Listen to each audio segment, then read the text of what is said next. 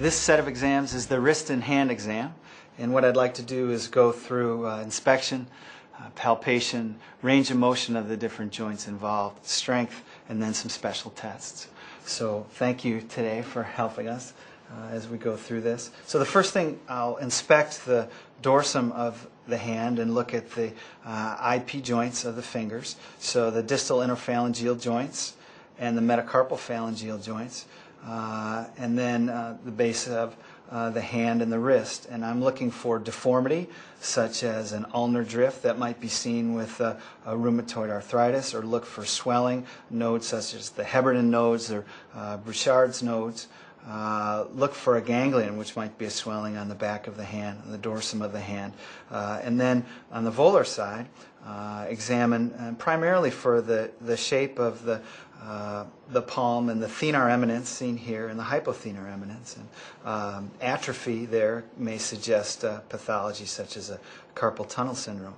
So after inspecting, the next thing is to palpate, and I'll start with distal interphalangeal joints and work proximally. And so I'll put some pressure on the volar and the dorsal surfaces, and then from side to side, and see if there's any palpable fluid in those joints, and work my way to the metacarpal phalangeal joints. Again, putting pressure to see if I feel fluid, and that might feel like a sponginess that's present in the joint.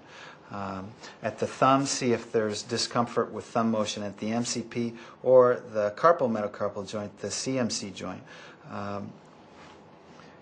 Moving more proximally, the most prominent site is the radial styloid.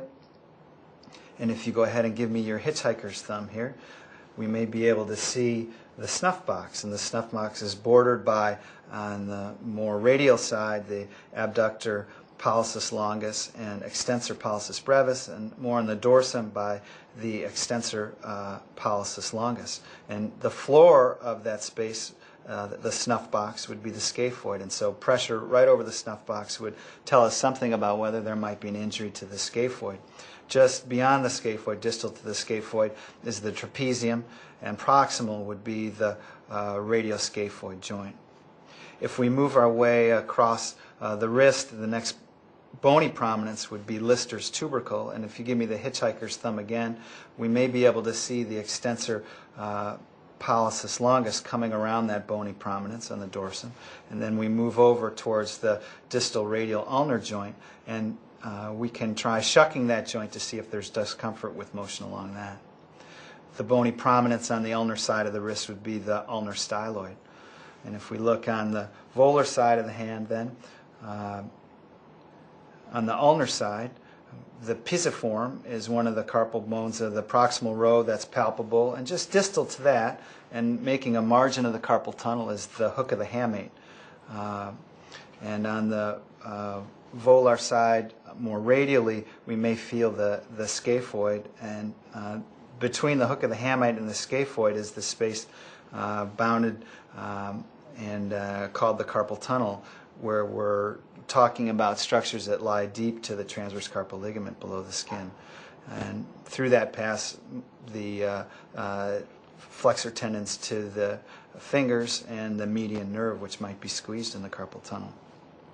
So checking motion, if you go ahead and make a fist, we can go ahead, we can see the natural degree of flexion at the DIP and PIP joints, as well as the MCP joints. So flexion, and if you do that slowly, we can watch the direction at which the nails go and see that there's no crossing over of the fingers as the fist is made, or divergence of the fingers, which suggests that there's good alignment and no injuries or malalignment across the metacarpals.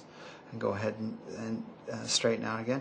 We can check the motions of the thumb by checking how much flexion and extension is obtained at the thumb IP joint, and then at the MCP joint as well. And go ahead and flex down.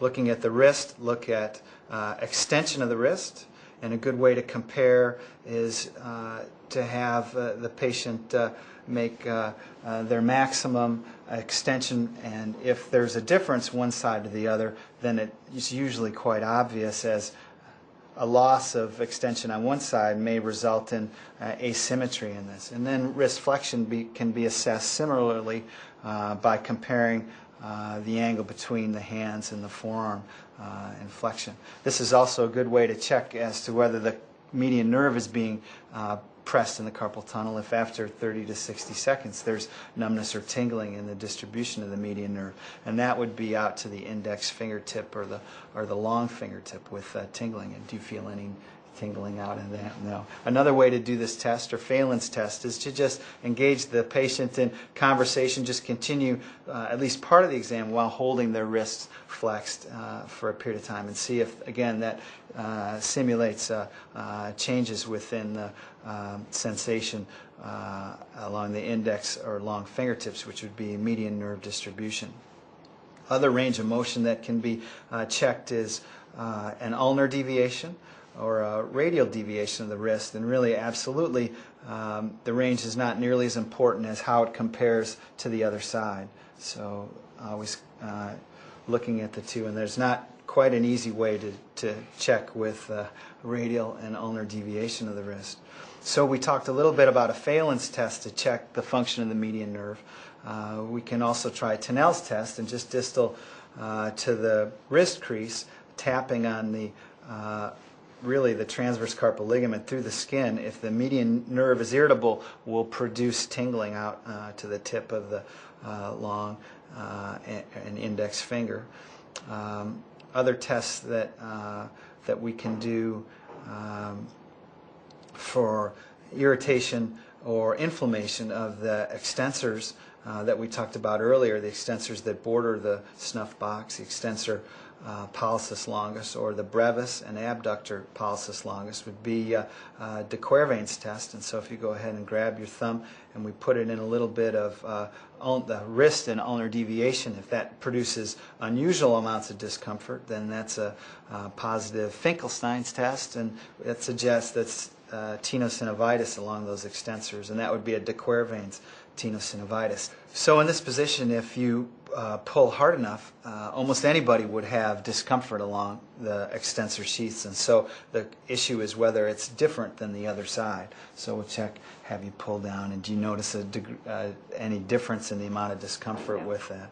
And you can try a Tinel's along there as well, and if there's exacerbation of discomfort with that, again, it may suggest a tenosynovitis. I'd like to talk about some of the strength testing next, and I think we'll begin with just a simple squeeze test. So I'll go ahead and give you a good squeeze on both sides and see that it's comparable and that I have trouble pulling my fingers out of the patient's hands. That can give us a good indication of the strength of flexion of the fingers. You can check the posterior interosseous nerve function by checking the function of the extensor to the thumb and see that that's strong. Check the anterior interosseous nerve function by checking your thumb IP flexion, as that's the flexor pollicis longus. Again, check posterior interosseous nerve function by looking at the extensors to the MP joints at the fingers, and then check the ulnar motor function in the hand by checking abduction, and the terminal branch of the ulnar nerve, motor branch of the ulnar nerve in the hand would be to the first dorsal interosseous. So resist here, and what I'm looking for is a presence of a muscle here and not a divot, which would suggest atrophy or wasting. Other special tests about the thumb would be a test of the ulnar collateral ligament, which can be injured if the thumb is wrenched, for instance, falling with a ski pole on the slopes can result in an injury to the ulnar side of the metacarpal phalangeal joint of the thumb. And so grasping the metacarpal best one can and putting a radial deviation on the thumb can give a sense of whether there might be laxity along the path of the ulnar collateral ligament and an injury, and that can be compared to the radial side. But really what makes most sense is to go ahead and do the same test on the contralateral on the other side and see if with radial deviation there's a difference in the two. And so I'm going to check again with radial deviation. Your ulnar collateral ligament is a little looser on this side. But whether there's tenderness or not can suggest injury.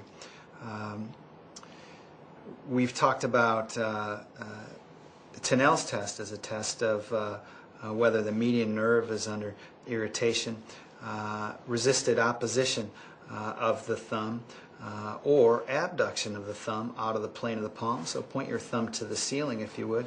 Gives us a good contour of the thenar eminence and will give us a sense of whether the muscles being innervated, the median nerve is working. We can also just go ahead and check and see if the sensation to the index fingertip is similar on the two sides, and that's just a subjective test. Checking the ulnar nerve on the ulnar borders of the fingers, and then the superficial radial nerve at the dorsal first web space would give us a full peripheral exam of sensation to the hand.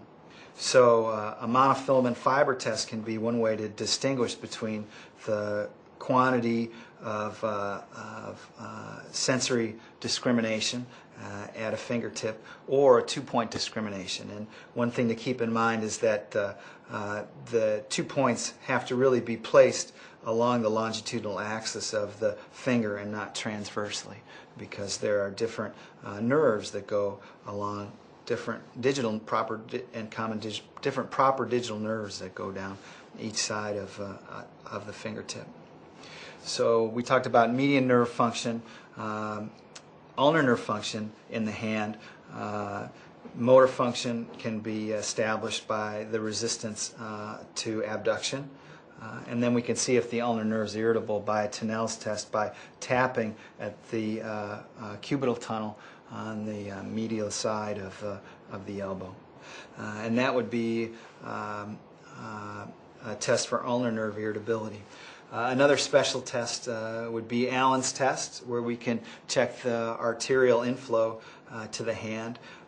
And what I'm going to have you do is go ahead and squeeze your hand hard and hold that, and I'll go ahead and put pressure over the radial and ulnar arteries, and then have you relax and open your hand, and I'll see how fast the inflow is when I release on the ulnar side, and that was a second or two, so we'll have you do the same thing again.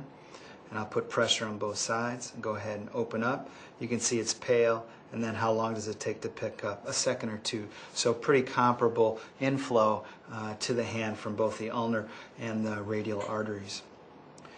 So that concludes the wrist and hand segment. We've talked about inspection, palpation, range of motion. We've done some strength testing and some special tests.